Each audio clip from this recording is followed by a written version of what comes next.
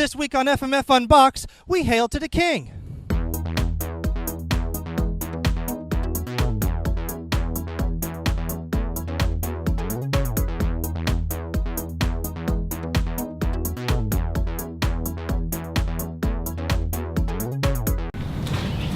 Yeah, actually go out to the forest again. Can you get some footage of that? It's for the Elf King. Oh. It's like a perfect fit. Make sure you get some of the brush.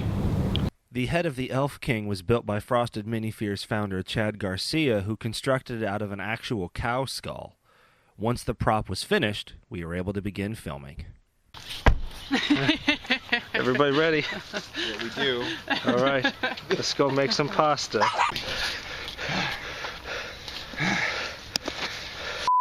We've only traveled 500 feet. It's really hot and we're carrying heavy equipment and It's all uphill. all uphill and Okay. Some 500 feet. all right.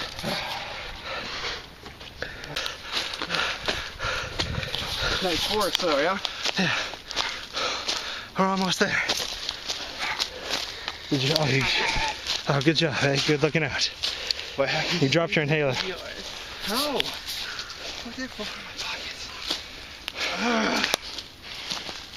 Welcome to the reason that girls need equal rights. We want real pockets too. Here we are in my childhood. This is where I went. I remember one time I came here, there was all these newts crawling out, like hundreds. I went, ah! I just started grabbing them and putting them in a box. Took them home and dispersed them. I think I may have killed the natural. The ecosystem? Yeah.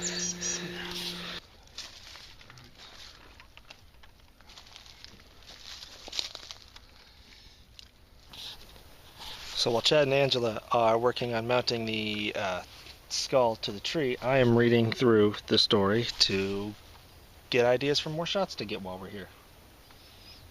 Is there sound on this? Yeah.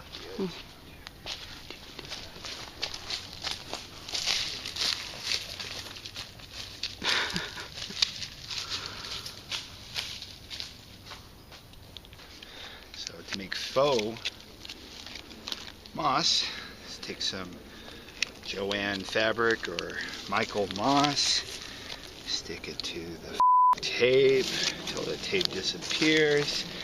Take the tape and you stick it on the tree.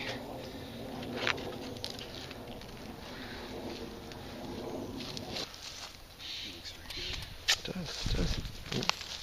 You need anything, Angela? You okay? You have a steak? Yeah. Yeah, we could all use some steak right Good now. offering. We'll get food after this. I want. Okay. Now we just got to get her out of there. Got it?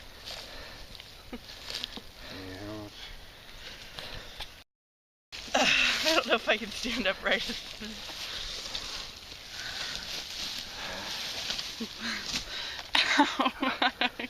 Thank you. You were under there for a while. We're leaving it.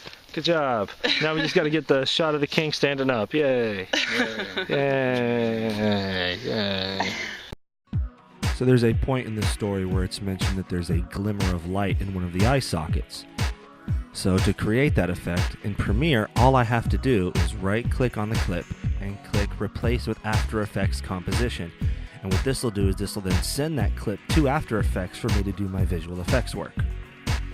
And so the first thing I'm going to do is just create a new black solid for me to add this glimmer of light to. Then I'll just change the blending mode to screen, which will then make anything black transparent. Then I'll go into my effects panel and I'll grab optical flares from Video Copilot and I'll add that onto that black solid. And then this will let me create a lens flare. So the first thing I'm going to do is adjust my brightness and my scale to help get the look I want. I'll also change the color to a dark red, a burgundy almost. And then I'll add some flicker to help randomize things. And I'll also adjust the animation evolution as well. I'll then also click the stopwatch to add a keyframe so that way I can animate the rotation to change over time. So if we scrub through here, we can see the lens flare looks fine, but there is a little bit of camera motion going on. So what we're going to do is we're actually going to track that motion and apply it to the lens flare. Now in After Effects, there are two ways to track motion. There's the tracker and there's Mocha. The main difference is the tracker works off of points, whereas Mocha works off of planes. You tend to get a better result with Mocha, but it is an entirely separate program that comes with After Effects, and that's a whole can of worms I'm not going to get into right now. So for this, it's actually pretty easy. The tracker should be able to do a great job. So we will select our clip and go into the tracker, and we will click Track Motion. And I'm just going to check position, scale, and rotation. Scale I shouldn't really need in this, but I'm going to add it just in case. And then it will give us these tracker points. So I'll zoom in here and I will apply the tracker points to the area that I want to track. So I'll scale up both of these points to track the eye socket, and the second point is going to be for scale, so I want to find a point that it can track over time. Then I'll just click track forward and it will begin motion tracking. So what this will do is create a bunch of keyframes for scale, position, and rotation. The thing is, we don't want to apply this directly to the lens flare, because if we need to reposition anything, it's going to cause all kinds of problems. So what we'll do is we'll create a null and apply all that tracking info to the null. Then I can take our lens flare and I can parent it to that null so it will follow the same tracking data that the null has. This way I can reposition that lens flare and not screw up any of the tracking data. And that's looking pretty good. At this point, all I have to do is press save, and my changes are going to update in Premiere automatically. Then I'll just apply my color grade, and we're done. And that's how we did it. Big thank you to Creepypasta Doll and Bad Bagpiper. Those two are fantastic. If you haven't already, check them out. Subscribe to their channels. Those guys have so much talent. Check them out. Can't thank them enough. But it's time for this week's Q&A. Today's question comes from Mary P. Mary wants to know, as your fan base grows, are you guys going to start adding Easter eggs or callbacks in your videos? Great question, Mary. Check it out.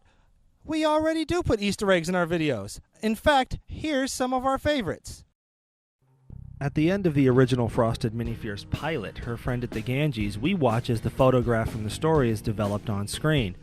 To create the effect of the pointed, demon-like shadow cast by the little girl, I simply used a picture of Spawn. In Age of Information, one of the computer monitors features the original Frosted Minifears YouTube page. In our Season 1 finale, In the City, the green book from Bookmobile can be seen as one of the artifacts found at the crime scene. In our first Halloween special, Cooking for Kids, the summoning ash used in the recipe was meant to be a reference to the same ash from In the City. Also, the Halloween special features Corey, a character introduced in the Chad and Jerry show, and the demon released at the end is the same one from Her Friends at the Ganges. So once again, Spawn.